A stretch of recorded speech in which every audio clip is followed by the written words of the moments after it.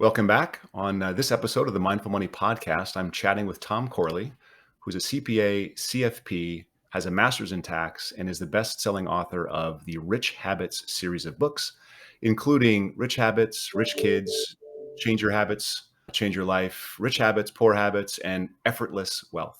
His work has been seen by 100 million people in 27 countries. I've been reading his kind of tough love money message myself for about 10, maybe 15 years. And I'm happy to have him on the show today. Tom, welcome to the Mindful Money Podcast. Hey, Jonathan, how you doing, my friend? It's good to I'm be doing on. well. I'm glad. So where do you call home and where are you connecting from? Yeah, so I was originally born and raised in New York and now live down by the Jersey Shore in Long Branch. We're a couple of blocks from the beach. And, my office is in Aberdeen, Matawan, New Jersey. I don't know if you know what that is, but they call it over the bridge, exit 117, 118 on the Garden State Parkway. That's how people measure where you are in New Jersey. So we've got a CPA firm here, financial planning firm, and I do my Rich Habits author work and my speaking business and all that stuff right from here. Have you spent, it sounds like you spent your whole life on the East Coast. Have you spent any time in any other part of the country? Well, I think the East Coast is it in terms of living. Yeah. I've been relocated a few times working for big companies, so didn't like that, but mostly in the East Coast. But traveled all over the country, mainly because of the Rich Habits. As I also traveled a little bit when I was an assistant tax director. Had responsibility over about 1,000 people in the States and Puerto Rico and in Canada. So did quite a bit of traveling in those areas. And, my speaking stuff has taken me all over, not just the United States, but Vietnam, Australia, Ireland. So it's been pretty cool, I have to say. I really enjoy this journey that I'm on. Yeah.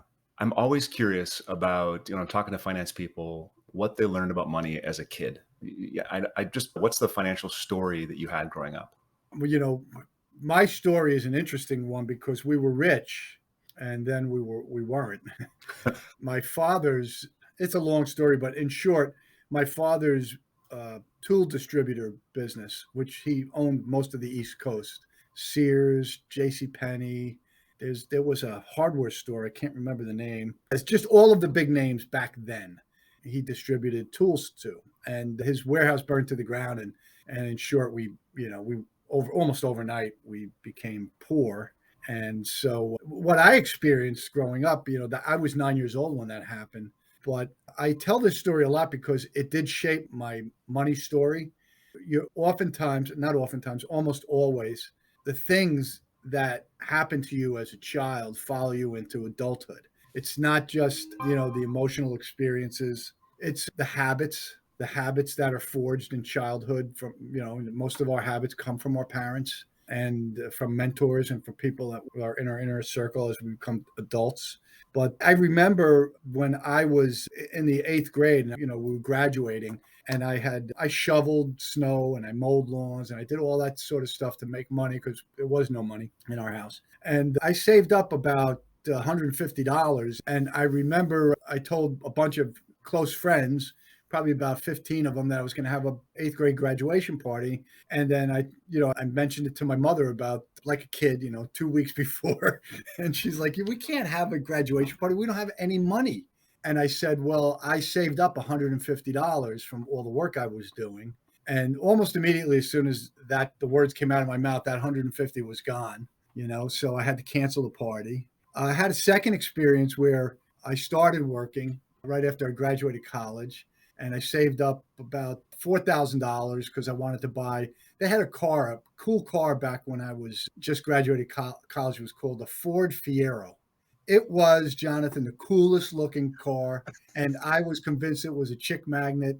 And so I saved up $4,000, and somehow my mother found out about it. And the next thing I knew, I was giving that $4,000 to my father. So the money lesson I learned growing up was don't save, because if you save, somebody in your poor family is going to take that money from you. And that is actually a very common story among poor people.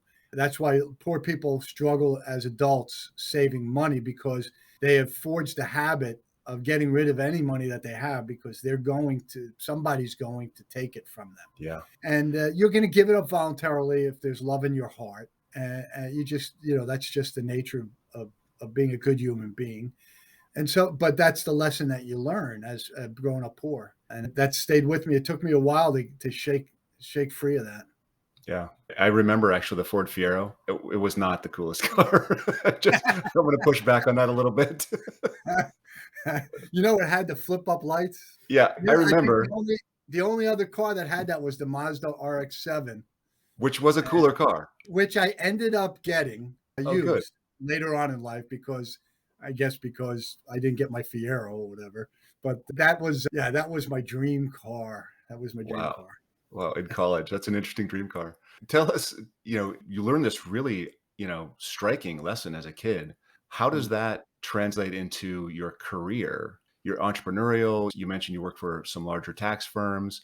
Yeah. How does that translate into I'm going to develop this career path in finance? Well, I think I went into accounting. It's really a simple story. I was beginning my sophomore year in college, and I was working as a janitor 20 hours a week. We didn't have any money for college. So the school I worked for, Curtis High School, they were public schools, New York public school, and they were so kind. They said, look, you can work from 3:30 to like 8, basically giving me about 20 hours a week that way, and then go to school full time. So that's what I did. And I remember I was in my beginning of my sophomore year, and I said to my dad, I've got to matriculate. I've got to pick a major. And he said, pick accounting. You'll never starve. And he meant it. Parents always want their kids to be okay as adults, functioning adults, and not to worry. They didn't have any money, and they couldn't help me. So it was, you've got to pick a good major that allows you to live a middle class or upper middle class lifestyle, because otherwise you're going to struggle in life. So it meant a lot to me. We never starved, Jonathan. So I want to, dispel that notion. We didn't have food scarcity, but we were always on the verge of being homeless. It was just a thing we always worried about. But it meant a lot to me when he said that. So I didn't particularly like it. I'm still not crazy about it. I like what we can do in helping people and businesses. I like that part of it, adding value to the lives of others through our knowledge and our skill sets. That I like. But the science of accounting, it's boring, and everybody who's involved in it will tell you the same thing. Yep. It's not a surprise to anyone who's in it. But critical. It's boring, but It's a critical. and boy, let me tell you, when it comes to business, having an accounting background, my God, I can within a minute I can look at a financial statement and I could see where all the skeletons are buried. And so that's an important skill set to have if you're running a business. And so I think that gave me a bit of an advantage in terms of, pursuing the entrepreneurial path, I guess, because I knew financial statements and I knew how all that stuff worked. And it's, I'm able to take that with me into the different businesses that I have and apply all of that. And it's been a real big asset to me. Yeah. Okay. So grew up with kids, some of the, as kids, the difficult experiences, not a lot of money, end up being, I think, pretty successful as a CPA at a national accounting firm, have the Mhm. entrepreneurial bug. Where does that lead to studying the wealthy? Like, how did that happen? Well, so I took over Surface and Company as a CPA firm back in 2004. And I think almost immediately, it was like within the first 3 or 4 months, I had this client who I didn't know. They wanted to meet with me, a business client, and it was urgent. So I had to meet with them at like 8 o'clock one night. And they came to my office, and this guy, big burly guy, and he had a auto body shop or something like that. And he was very intimidating figure in the office anyway. Everybody was intimidated by him. And I remember Charlotte, who worked for us at the time, said, "Oh my God, nobody likes to deal with him." And so I'm like, "Oh, great." So I meet with this guy, and is very intimidating. Big guy, 6'4", something like that, 280 pounds, something like that, on that range. And he sat down, he says, "You're my accountant. You've been the accountant for this company when my father owned it, and then when I took over. And so, now I need you to help me get a line of credit." And I said, "Okay, I have some business, some banking relationships. I'll make some phone calls. And he says, well, I need it by this Friday. I think it was Tuesday. I said, well, that's not going to happen. And he got mad at me. And, and so I said, you're just going to have to calm down. I said, if we're going to have a conversation as adults, you're going to have to calm down. And so he did. And I explained to him that banking relationships take months, years to develop. I said, you're not going to get a line of credit from any of my banking relationships. I promise you that, not by Friday. I can absolutely dispel that notion from your head. Never going to happen. And said, if you think that that's a shortcoming of me, fine, go to somewhere else. Go to another accounting firm. Go to anywhere. They'll tell you the same thing. It's impossible. So at that point, he broke down. He started crying, and I realized there was more to this story. And what happened was he took over the business from his father, and he did a good job, but he got divorced. And when he got divorced, he started tapping into his line of credit. And that over a 10-year period, it grew to, I think it was close to $400,000. He was basically taking $40,000 a year for, and I talk about it in the book, Rich Habits, for not such good reasons, prostitutes and things like that. It was stupid. But it wasn't a lot of money a year, but it added up. His salary as an auto repair, auto body guy should have been around 125,000, but it was 165,000. And he would draw from the line of credits, and bring it into the business. And then he would pay himself a salary, and then we use some of that money for nefarious purposes, bad habits, really, not nefarious, just bad habits that he had. And so he broke down, started crying, and he told me the whole story. And I said, and he said to me, what are your successful clients doing that I'm not doing? What am I doing wrong? What's causing me to fail? And it took me a while to figure out that he was spending $40,000 a year on this stuff. It happened at a lunch that we had. And I realized I was asking him all the wrong questions all these months, trying to figure out what was wrong with his business. Nothing was wrong with his business. He was paying himself too much, and he was using that money for stupid reasons. And so I realized I was asking him all the wrong questions. And then I had a light bulb moment, the aha moment. There's got to be some information out there on the web as to why some people are rich and some people are poor. And I started looking at everything. And I got this book called The Millionaire Next Door. Yep. I read through Thomas that. Stanley. Yep, Dr. Thomas Stanley.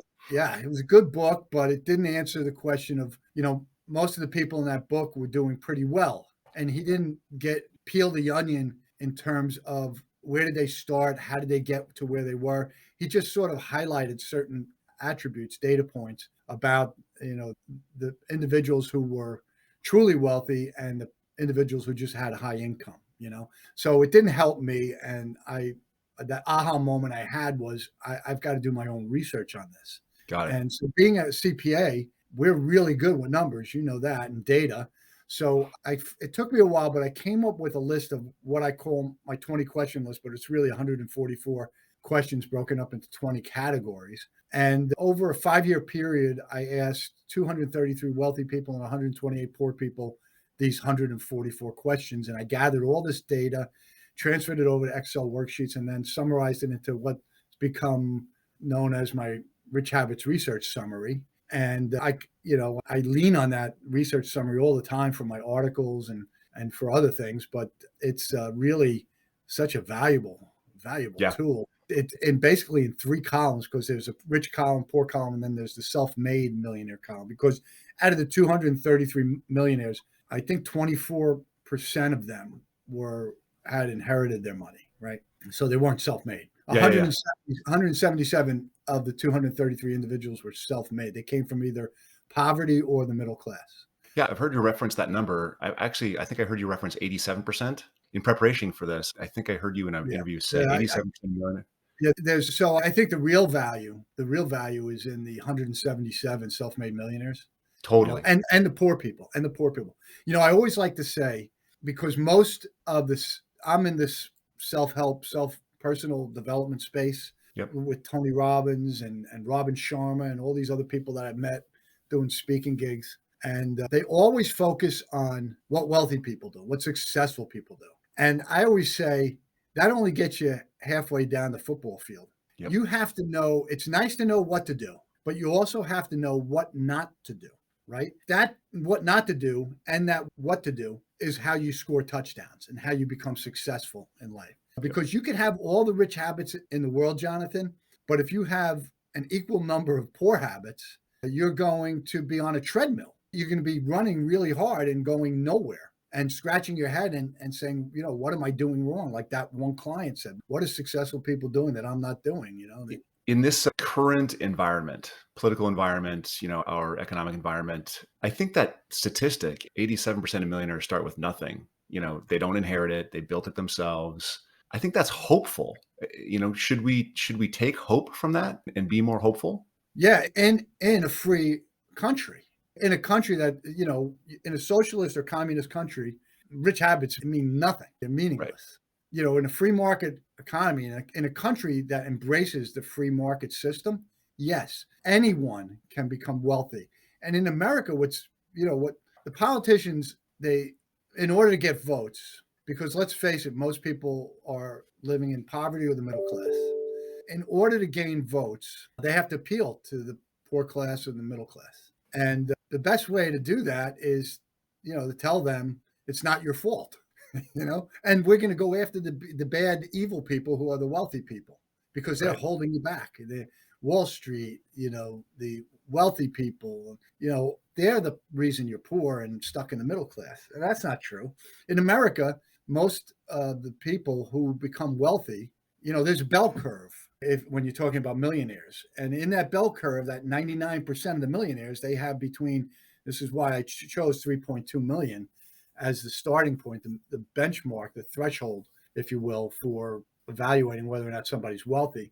3.2 million to about 10 million is that 99%. That's it. There's outliers who have, significantly more money. And there's outliers on the other side that have less than 3.2 million and still are wealthy because of their standard of living. But, in that bell curve, that's it. That's those, that's most of the millionaires. And so I'm trying to appeal to those people. And those people, almost all of them, 88, depending on, the Wealth X report that comes out every year, that vacillates between 78% and 85%, 86% are self-made. They come from poor, poverty or middle class. In my Rich Habits study, I think that was 76% came from poverty or the middle class. So, I'm trying to appeal to those people with my Rich Habits. I'm not going, if you want to become a billionaire like Elon Musk or Zuckerberg, the Rich Habits are only going to get you so far. They'll help you, no doubt about it. But what is going to make you a billionaire is luck. Right. You have to have an enormous amount of luck. Right. It's just the facts. It's, luck is the number one ingredient to becoming a billionaire. Right. No, I totally agree with that. Yeah. So, but not that bell curve, not that 99%. It's not luck. You create your own luck in the form of what I call opportunity good luck. And that's by having good habits, pursuing opportunities, calculated risks, educated risks, not lottery type risks, not gambling type risks. You create the opportunity for good luck to occur in your life by doing certain specific things every single day, over and over and over again. And one of those things is you read to learn, whatever it is in your industry. You've got to become almost expert in what you do, have that expert knowledge. If you're skill-based, you need to have that expertise, that virtuoso skill set. So, it depends on what you do for a living, but you have to practice if it's a skill set, and you have to read if you're a knowledge virtuoso. That's, what I've been trying to share and get the information out to that group, that bell curve of people that want to become millionaires, like those millionaires between 3.2 million and 10 million. Yeah, the majority of millionaires, like the normal, run-of-the-mill millionaire. I read your work academically, more or less, right? These habits work, these habits don't. If you want to be really successful, try these success habits. And I find myself wondering if you get any pushback or criticism for it. Oh boy, when I was on the Dave Ramsey show, he had me scheduled for one segment, which in the radio world is like 5 minutes or something like that. And he had me on the show because Yahoo Finance had interviewed me, and they came out with the interview, and the interview went viral. In fact, it was Farnoosh Torabe. I have to thank her for introducing me to the world, or introducing the world to me. So Farnoosh, in that, when I was doing the interview, I remember asking her, Kate, her producer, I said, what's like the hit rate that I can expect on this? And she said, well, if you get 50,000 hits, then it's really good. I said, well, how much is the most that you ever had? And she said, oh, we've had as much as 400,000 hits. And I was a little deflated, Jonathan, to be honest with you, because this is Yahoo Finance. I figured they Right. had millions and millions. So anyway, the interview came out in, I think it was July. The interview came out in July, right? Mid-July. And within 24 hours, we had 2 million hits on it. And that is actually when I knew that My Rich Habits struck a nerve, that there was a need. Up until that point, to me, it was just an obsession, I guess. I thought that this was something that could change people's lives, that people would be interested in. But after that Yahoo Finance interview went viral, and then one of the listeners or watchers, whatever, was Dave Ramsey.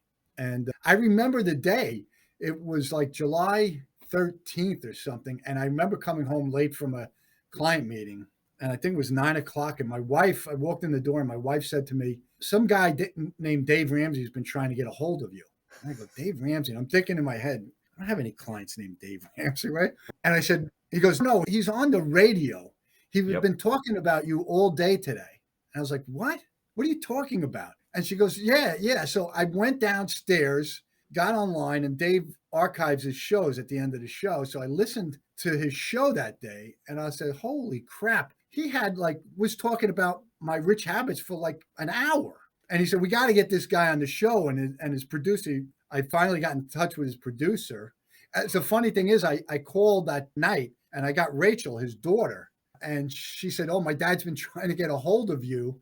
And she gave me the producer's name, and I called him the next day. And that Friday, I was on the Dave Ramsey show. I was supposed to be on for 5 minutes. That they told me, were adamant about that. It was going to be 5 minutes. That's it. So, Dave's going to ask you certain things. You got to make your points. And they were nervous about me because they didn't know me. And you're always nervous. So, well, as a radio host, I would be too. So he got comfortable with me in about a minute, and we were on for a half an hour. And he has 8.8 million listeners. Yep. And I got a call after I was done with the interview, because it's live. And it was my friend, Bill King. He's a CPA. And he said, I nearly drove my car off the road. I was listening to the Dave Ramsey show. And then here's my best friend, Tom Corley, is on the Dave Ramsey show. It was comical. I got calls from everywhere. People were I was like, man, this guy is really powerful. He has a lot of listeners. That opened the door. And the next thing I knew, Jonathan, I think I sold 30,000 books in a week. And that month, maybe 50,000. And I had just one stupid book out, a paperback. That was it on Amazon. I had no ebooks. I had no audiobooks. I had no books written in Chinese, complex or simple. I had one book, and it exploded on Amazon. I was ranked. A lot of people don't know this about Amazon, but you are only truly a best-selling author when you break the top 100 in Amazon in that country. Amazon has different locations around the world. In the United States, I broke the top 100, and I was actually at number 7. Number 7, I was ahead of Tony Robbins. He had come out with a finance book. I don't know if you remember that finance book he came out with. I was ahead of Tony Robbins. I was ahead of Dave Ramsey's own book. I think the only one one author was ahead of me for 2 books, and it was J.K. Rowling's. Oh, wow. Yeah. And she sold millions. That's good. So I'm going back to the question from the Dave Ramsey show or from the other things, did you get any criticism for it? Was there people that said this is crazy? Yeah, sorry, I went off on a tangent there. So what happened after the Dave Ramsey show is CNN just went hostile on Dave Ramsey and I. And this is proof that the media actually does no work at all. They kept referring to me as Tim Corley. Now, my brother, Tim Corley, works for the DEA. Wow. So that pissed him off a little bit. And so I had to call up CNN, and I said, you got to stop with the Tim Corley crap. He's a high-level DEA agent. Stop. My name's Tom Corley. Do your homework. They listened to the damn show, and then they couldn't even get my name right. So And Dave Ramsey was, for 2 days, he was talking about the fallout. I mean, they were ripping us about how we were beating up on poor people. I wrote the book for poor people. I was poor. Don't tell me what I'm doing. I'm helping poor people. They were just spinning it to fit the narrative, which is poor people are good and wealthy people are bad. And that's all there is to it. It's black and white. And they did not like the fact that we were holding poor people personally responsible for their poverty. They did not like that at all. Right. And I spent probably 6 or 7 hours responding, stupid of me, but I did, responding to all the comments on CNN. And there were thousands and thousands of comments. I had this probably 10 people that I would not let off the hook. And I kept going back at them. And they finally raised a white flag and they said, we surrender. We're not going to argue with you anymore, because they couldn't win the argument. But that was what, the feedback, fallout. Oh my God. Yeah, I imagine. Dave Ramsey will not ever have me on his show again. Never. Not in a million years after that, because, he had, I can only imagine what he went through. What I went through. He's a celebrity. What he Yep. must have gone through. I can't imagine, like, the advertisers, what they must have been saying behind the closed doors. Oh my God. But it was really, really bad. And So, I mean, going back, I do read it academically, and I've read it for 15 years now. And I think it's like all you did was say, here's good habits, here's bad habits, follow some good habits, and it'll be beneficial for you. Right. right. So, what do you say to folks when they say, I can't do it, it's too hard? Tom, you don't understand my struggle. What do you Mhm. say to those who suggest that you are blaming people for the lack of Well, success? I have I have a whole one of those brown binders filled with comments, emails, and stuff that I get from people all over the world that have told me how the rich habits have completely transformed their lives. Yeah. So all I can say to those people is, look, perhaps you're doing it wrong, because I always highlight the importance of starting small. You can't, like, I had a friend of mine, Pat, who he runs a big insurance agency, and he said, he called me up one morning. He goes, I'm so down right now. And I said, what's the matter, Pat? He goes, well, remember that rich habits list that you and I created? I think I created like 8 things. We collaborated and we came up with 8 rich habits that were sort of specific for his industry, for him and his career. And I told him then, I said, just, follow 1 or 2 of these initially, maybe 1. And he said, I have been doing this for 3 months and I'm having a 40% success rate. I said, what do you mean a 40% success rate? He goes, well, I'm only able to follow, 3 out of the 8 rich habits at a time consistently. And I said, Pat, I've never tackled more than 1 rich habit at a time. I said, are you out of your friggin' mind? I said, I told you 1 or 2 rich habits at a time. It's impossible to do more than that. You're going to give up. He goes, well, that's what I feel like doing, giving up. So we pivoted, and I told him, all I want you to do is focus on this 1 rich habit. This is the only thing I want you to focus on. Ignore all of the rest. Mm. And then when it becomes a habit, because you have to understand how habits work, and I do.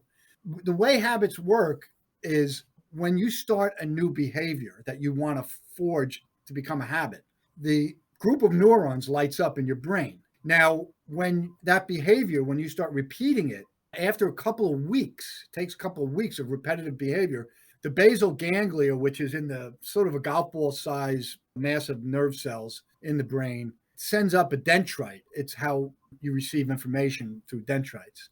The axons send information, dendrites receive information. So the basal ganglia sends up a dendrite because the prefrontal cortex says there's something going on in the brain.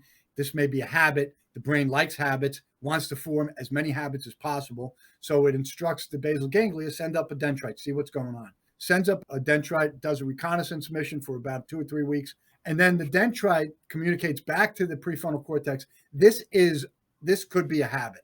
And so the prefrontal cortex says, okay, designate it as a habit. So then the dendrite becomes a permanent fixture, like building a highway in the brain. Once that happens, and it takes about 6, depends on the habit, but you can form a habit overnight. Don't get me wrong, you can. But most habits take about 6 weeks to forge. Really hard habits, like learning how to swing a tennis racket or hit a golf ball, or hit a slice if you want to, or a hook if you want to, those things take longer. but the average run-of-the-mill plain vanilla habits, they take about 6 weeks for the neurons to be marked by the basal ganglia as a habit. And once they're marked as a habit, they're marked forever. Now, where a habit can be formed overnight is when the emotional center of the brain, where the behavior gets the attention of the emotional center of the brain. Then the emotional center of the brain, not the prefrontal cortex, communicates to the basal ganglia and says, send up a dendrite right away and mark it as a habit. We like this. Now, think of cell phones, right? You literally can download the TikTok app and become addicted overnight. Well, that's because you've activated the emotional center part of the brain and it instructed the basal ganglia, we don't want any reconnaissance mission. Make it a habit immediately. And why does the emotional center have that power? Because the emotional center of the brain has been around millions and millions and millions of years longer than the prefrontal cortex.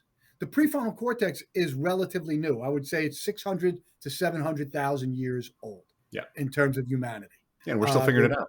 Yeah. So the emotional center of the brain, which is the limbic system and the brain stem, have been around for, since humanity has been around. So it's gotten far more powerful. And so it has, and you want to know how I know that this is true? If you've ever seen car accidents and the victims of the car accidents, there's videos on this, they go into a state of shock.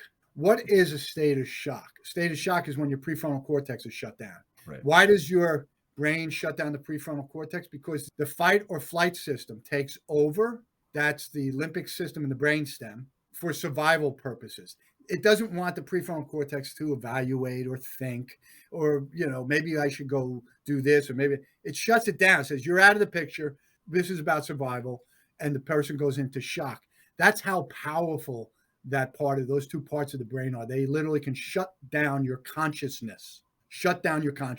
Amazing. I'm curious because this actually brings up a whole nother topic, and I didn't intend to go here, but in the last couple of years, there's been a lot of research on people who exist in poverty simply can't make the rational decision. They simply can't because it's a poverty mind. It pulls away the ability. So is that what you're saying? Is that we're stuck in our amygdalas? We're stuck. Here's what's going on with poor people. Yeah. We all have bandwidth, meaning our brains have certain bandwidth or capacity to deal with things during the day. This is decision making. This is, analytical stuff, choices. We only have so much bandwidth. What happens with poor people is their bandwidth is taken up predominantly by financial emergencies. They're constantly under financial duress and they're worried. They're thinking constantly about this bill, about that bill. Something went wrong. Maybe the furnace broke. How am I going to fix it? So their bandwidth is taken up by all this stuff. Now, when your bandwidth is taken up, that means you don't have the cognitive ability to think your way out of a problem. That's why it's so hard when you're poor to break out of poverty, because you don't have the bandwidth. I can tell you, when I wrote Rich Habits for poor people, almost no one who's poor has read Rich Habits. I think out of the 500,000 books that I might have sold around the world, I bet you about 1,000 were purchased by poor people. They just don't have the time. And I learned this. This is, as an author, a new author, I didn't, my demographic, my target market was poor people. It turns out the people that were buying my book were people in the middle class, on the verge of being upper middle class. They were the lion's share, and rich people that were not uber rich, but rich. The uber rich won't have anything to do with my Rich Habits. Yeah. The people that are just about wealthy or getting wealthy and want to get more wealth, these are the people that are, buying all of the books. So is there anything we can do to reach out to the poor people? What do we do then to help those people? Because I think I have that's kind of I'd like to help them too. I come from poverty as well, sort of like you do. So how do we reach them? Well, that's why I have been, I guess my mission has been, since I figured this out in 2012, that I needed a better way to get to communicate to poor people. I started what I call Conquer the Media, and that's TV, radio, internet, and print. So I have been, I like to say the author business writing a book is like the first serve in tennis. The Hmm. rest of the match is about promotion, is about promoting the book. So I've been devoting, I write every day. I have my hour and a half, 2 hours a day that I write. That's never going to change. But I also spend about 2 or 3 hours a day dealing with the media. And so, I just had an article that came out in Success Magazine, this April, May edition. I try and keep the relationships in the media because I believe Success Magazine is a bad example, but CNN, CNBC, ABC, Yahoo Finance, a lot of even poor people get those feeds on their phone. TikTok, I don't actually promote myself on TikTok, but I have people that do that Yep. just without me even knowing who they are. And if that's helping, I tried Twitter. I've been a big advocate of Twitter because it's poor people don't have a lot of bandwidth. And 144 characters works for them. Yep. Yep. That's one of the reasons Twitter is so successful, because people have limited bandwidth, and Twitter just fills that need, that void that they have, the limitation that they have. So I realized that early on, and I said Twitter's going to be my main thing, and so I do a lot of very active on Twitter. So, and Twitter is what got me the Yahoo Finance interview. Oh, I cool. mean, so it introduced me to Michael Yardney, who's a co-author of Rich Habits, Poor Habits, and I've done speaking engagements in Australia because of it. So it's been very valuable tool for me. So that's what I've been doing. Besides that, speaking engagements wherever I can, in poorer neighborhoods, I do that. So I hope that we can help a little bit with spreading the message, do our little part. I know that, and I'd recommend this, right? There's a list of 300 behaviors and ideas that are your rich habits, research summary. And I recommend people go and grab that and sign up for the daily. Like I've been getting the daily for a decade, and, I don't read it every day, but every day I read it, it's interesting. It's helpful. Here's just one habit, work on this one thing. And so I think it's very beneficial for the listeners. Our purpose, the purpose of this podcast, similar to your purpose, is to help people who have sort of limited access to professional advisors like us to start making better financial decisions. So I like to ask two very specific questions. And you've kind of begun this a little bit, but just very simple, in the simplest way possible. What are the two, I was going to say three, but what are the two habits that people can start working on today, this week, that will improve their outcomes and their financial well-being? Well, so everybody, even poor people, work. They may not be thrilled at the job that they have, but I would say to the poor people, if there's anybody listening, is what would you like to do, right? Make a list of 10 things, other careers that you would like, and then spend 6 months and immerse yourself in reading about everything about that career. Learn everything you can. Do an hour a day. I know you have limited bandwidth, you don't have a lot of time, but remember, this is an investment in yourself, right? So this is 1 hour. If you can't do an hour, do 5 minutes. But my point is, make it a habit every day of reading something related to that one particular career path that you think you would like to do. Do that for 6 months. The next 6 months, what's number 2 on your list? The next 6 months, what's number 3? So the reason I'm saying do this is because what I've learned from my research is that it takes about 6 months for you to figure out if this is something you're really passionate about. Why? Because after 6 months, you're either going to drop it and move on to the next thing and start studying that, or you're going to say, screw that, I want to learn more. That's when you know you've tapped into something. This is an innate talent you might possess that's been exposed through this process. And then you're going to say, I don't need to look at anything else on my list. I'm going to devote myself to really understand everything about this industry because I really dig this industry. I think I could do this and I really like it. And that's the passion is the brain's way of alerting you to the existence of an innate talent that you possess. Right. So that's what I would tell the poor people is just do that. Reading is important. You don't have a lot of time. You don't have a lot of bandwidth. I understand that. Devote 5 minutes at a minimum and maybe more and just keep at it. And eventually you'll find something. It might be even in your industry. You might say, well, I don't hate what I do for a living, but I don't make a lot of money at it. Well, then learn everything about the industry. See if you actually really like the industry that you're in, right? Read every day, learn every day about the industry, learn more and more and more, read books about people that are in the industry. And the more you figure out about the industry, the more you'll learn whether or not this is the right career path for you. And here's the interesting thing, when you do find that thing that makes your heart sing, that's when your life is going to change. Yep. And you'll be surprised at how much time all of a sudden you have available to do the diligence and the reading because you're going to be passionate about it. And you're not going to sit and watch Netflix to, as a means of escaping what is your life. You're not going to want to do that because now you're going to be creating a new life because passion has just told you you may have an innate talent in a particular field. And if it's skill based, then maybe reading isn't what you need to do. Maybe it's practice. It's not, maybe it is. If it's skill based, you have to practice. Same rule, 6 months, practice some skill. If you really like it, you won't move on after the 6 months. You won't be able to. Your brain won't allow you to. If you are able to move on after the 6 months, it's because your brain says, yeah, this skill I'm not too crazy about. Right. And I know that there's the flip side of that coin, right? There's a lot of temptation, distraction, and noise out there. Netflix, you mentioned, right? Can you describe what is the one bad habit or the two bad habits that really get in our way that if we can decide tomorrow, hey, let's not do this thing anymore? I would say the news, reading the news. If you read the news on a regular basis, you're wasting your time. The news is all crafted to stir the negative emotional center of the brain. It's to create fear, anxiety. That seems to be the way that they get readers. It's been the thing that's been the most successful for them. And there's nothing that you are going to be able to do to change world events and national events. You can't change your government by listening to the news. How you can change your government is by becoming successful in whatever it is that you want to do, and then using your resources to help move mountains. Right? You can do it that way. But you're wasting your time if you're listening to the news.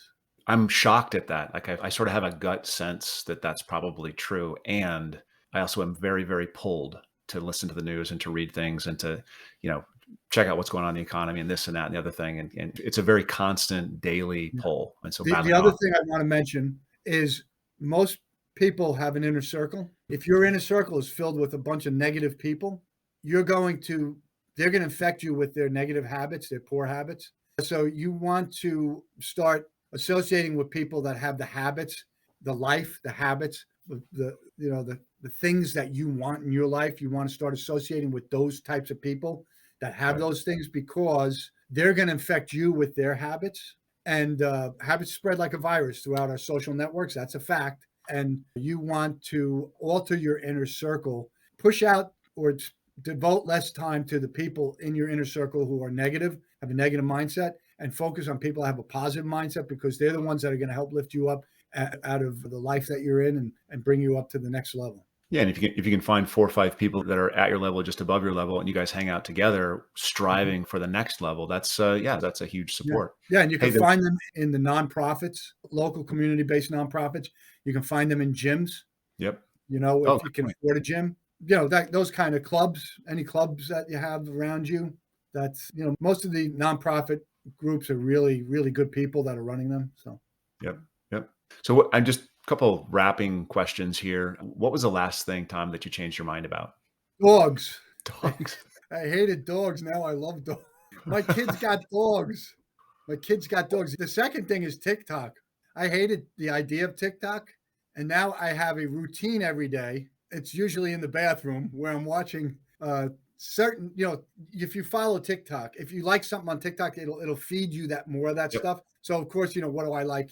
Self-help and stuff like that. And I'm also into science fiction and UFOs and things like that. So I find TikTok that, the few minutes that I have in the bathroom, I can't believe that I'm actually doing it, but I do it. And it's careful. Not a rich it's habit. A bad habit creeping in. Careful.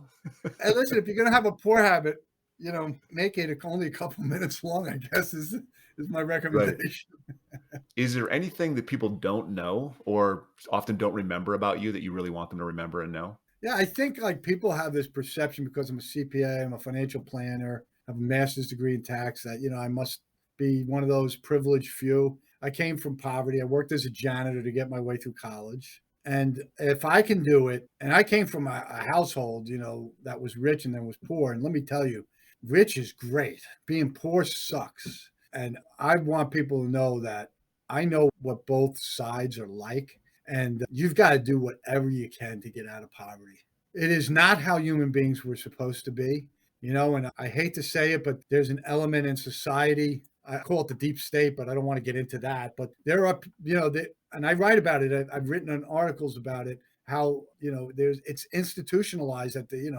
there are there's an agenda out there and they want more poor people than they want rich people. And you've got to fight that. The deck is stacked against you in a lot of ways, but I'm an example that you can break free of it. I did. And, I could have been a janitor the rest of my life. It's actually my favorite job that I've ever had. But I chose to continue a life of improvement. And I guess that led me to the Rich Habits research.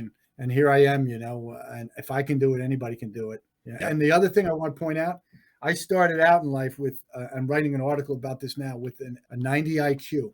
I got tested when I was a kid, only because my brother Timmy had 140 IQ.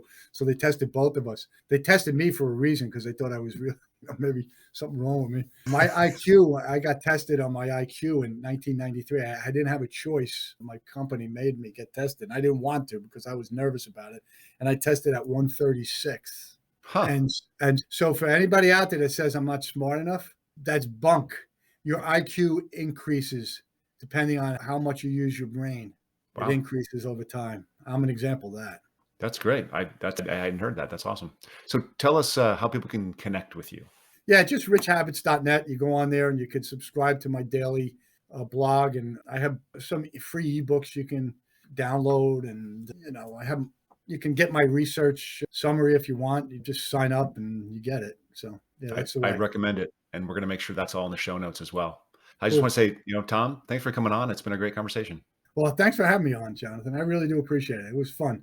All right. So if you have a second, I want to tease a future conversation, if you don't mind asking another couple questions. Sure. Okay. So Tom, thanks for coming on. I wanted to just tease a future conversation with you, if you wouldn't mind doing this again at some point in the future. I think we're kind of the same generation. I've learned today that we have a similar background, different parts of the country, but come from very little and have built something. And while I do believe that there are years ahead of us, I imagine at some point, or some points along the path, you sometimes think about slowing down. I do. If you don't mind, is there a time to consciously put the success habits down? Is there a time to stop seeking and enjoy life? Yeah, I think when we talk about rich habits, I'm talking about the habits that you're using to grow your wealth. So, yes, there is a time, and that time is when you've decided that you have enough money, that the passive income that you're generating from the wealth that you've accumulated is enough to sustain your standard of living. Then you no longer need the success habits that are required to build wealth. But you may also, what I guess you call it retirement, right?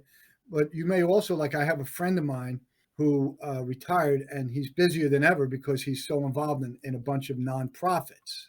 There's certain rich habits that you can't, dispense with if you're going to continue to be active. And if you're working for nonprofits, that means you're trying to help the nonprofit, grow.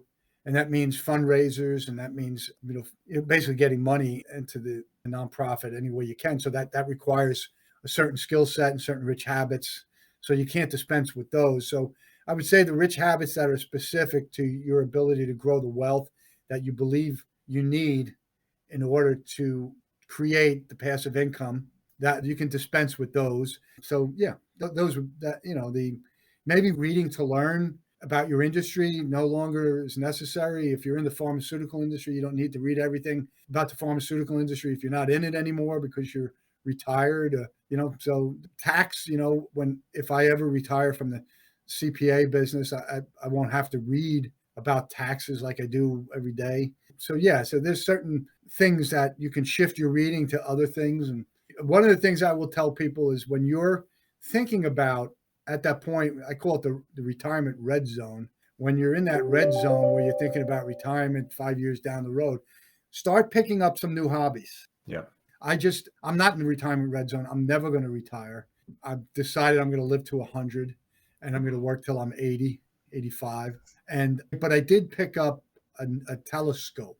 So that's a new hobby I'm going to start start diving into, pick up other hobbies along the way. But I think when you're getting to that retirement thinking age, start picking up hobbies, because when you're retired, that big void has to be filled somehow. And you need hobbies or nonprofits or something productive. Otherwise, you're going to be unhappy in Yeah. retirement. And I think that's the crux of it is as I've, I have clients the same as you have clients, right? And I've walked them from work life to retirement life. Right. And then many of them retire and within a year they're back to work somewhere. Yeah. And it's because we don't know how to, and this is one of the challenges I have with personally, not, personally, I have this issue with the hustle culture, the build these habits culture, because how do you set it down? It's very difficult to set down once you're in motion because it's a Well, habit, right? They're habits. it's a habit. They're hard to break. But I can tell you the quickest way to break a habit that you have is to change your environment. It's also the quickest way to forge a new habit is to change your environment. Where are the forks? Where are the spoons? You're in a new house. Where the hell where's the step stool? You start, it's not where it used to be because the house is not the house you're living in. And I always say when you go on vacation is probably one of the best times to forge one new habit because you're in a new environment, a good habit, obviously, not a bad habit, you know. So, when you're on vacation, maybe forge a new habit, a reading habit or whatever, a new skill that you want to practice, something like that. Yeah. So it's change your environment is probably the best way to get rid of an existing habit that, I So you would say should, when that. you retire, you should move. Yeah. Yeah. Well, we moved down to the Jersey Shore from Freehold, New Jersey. And oh my gosh, it was, it really is forces you to now your prefrontal cortex has to think where everything goes and where everything is. And you develop new habits. I never had a shed before. Now I have a shed and I have all sorts of routines around that shed. I built an Irish pub in my backyard. I have all sorts of new routines around that Irish pub. So it's funny how changing your environment changes your routines, and it's quick. It's a lot faster. We're very adaptable. Thanks, Yeah. Tom. This has been fantastic. I hope to have another conversation at some point. Are you working on a new book? You can tell us about a new Well, project. I finished what I thought was going to be a course. It's right now formulated to be a course. It's called Wealth Academy, but I've been sitting on it for a year. I don't know what I want to do with it.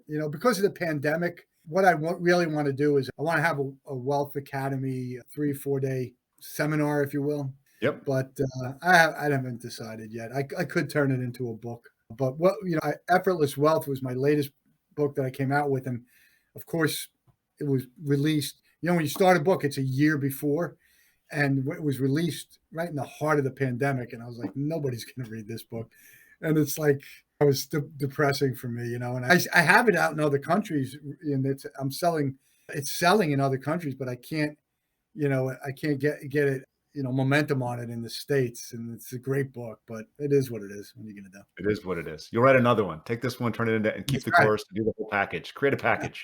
Right.